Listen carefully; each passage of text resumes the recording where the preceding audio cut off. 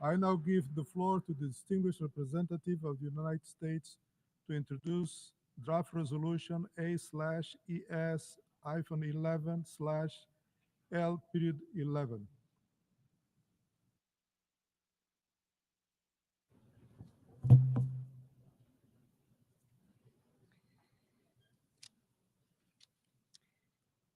Thank you, Mr. President. Mr. President, Excellencies, colleagues, today marks 3 years since the escalation of the Russia-Ukraine war. We have all been concerned about the suffering in Ukraine and the war's effects on the rest of the world. Since the start of the war 11 years ago, the United Nations has repeatedly condemned Russia's blatant violations of the UN Charter. Multiple resolutions of the General Assembly have demanded that Russia withdraw its forces from Ukraine. Those resolutions have failed to stop the war. It has now dragged on for far too long and at far too terrible a cost to the people in Ukraine, in Russia, and beyond. Generations of Ukrainians and Russians have died unnecessarily as the war has brought the world closer to a nuclear confrontation. The longer it continues, the greater the suffering for both nations. This war must end now. It is time for member states to return to the purposes and principles of the Charter, mainly to maintain international peace and security, including through the peaceful settlement of disputes. Mr. President, as we gather today on this 3rd anniversary, what we need is a resolution marking the commitment from all UN member states to bring a durable end to the war. The draft resolution submitted by the United States makes this very point. Our draft implores a swift end to the conflict and further urges a lasting peace between Ukraine and Russia. This is what is needed now, and we urge all member states, including Ukraine and Russia, to join us in this effort. A simple, historic statement from the General Assembly that looks forward, not backwards. A resolution focused on one simple idea: ending the war. A path to peace is possible. Mr. President, that is why the United States opposed putting forward another resolution, and that is why we cannot support Ukraine's resolution, and we urge its withdrawal in favor of a strong statement committing us to end the war and work towards a lasting peace. The United States also requests the General Assembly take action on the United States' proposed resolution immediately following consideration of the Ukraine drafted resolution. I thank you. I thank the distinguished representative of the United States. I now give the floor to the distinguished representative of the Russian Federation to introduce draft amendment A/ES-11/L-12. Господин председатель, Mr. President, уважаемые коллеги, distinguished colleagues, сегодня мы с today вами являемся we свидетелями are исторических событий, witnessing historic events. выпадающих на долю далеко не каждого Not поколения. every generation gets На a chance наших to see them. глазах In front of оформляется our eyes, многополярный the мир, multipolar который должен world был is появиться еще taking its 30 лет назад, outlines. The по world that завершении should have Холодной войны, come into being 30 years подведший ago at черту the end of the под Cold War, идеологическим противостоянием which между СССР put и a Западом. line under the Тогда ideological мир confrontation был between полон the надежд на лучшее будущее, Soviet Union and the West. взаимовыгодное At the сотрудничество time, the ключевых world игроков was в full интересах of всего hope for a better человечества, future, прекращение войн for и формирование новой, cooperation неделимой between системы key actors безопасности, for the interests где of the бывшие whole противники mankind, стали бы ending of world соратниками and и вместе creating a решали new бы indivisible международные system проблемы. of security where former К foes would become сожалению, allies тогда and эта we work логика on не international смогла problems together. восторжествовать, Unfortunately, и идеология at the time, сотрудничества that была logic did not постепенно come to the заменена fore, на and the философию ideology of cooperation was игры с нулевой суммой. gradually replaced by the Это был не philosophy наш of the выбор, и zero-sum мы game. много раз This was not our предупреждали о choice, тех and опасностях, we have которые warned many a несет за собой time подобная about война. the dangers this В kind of итоге logic мир в contains конечном within счете itself.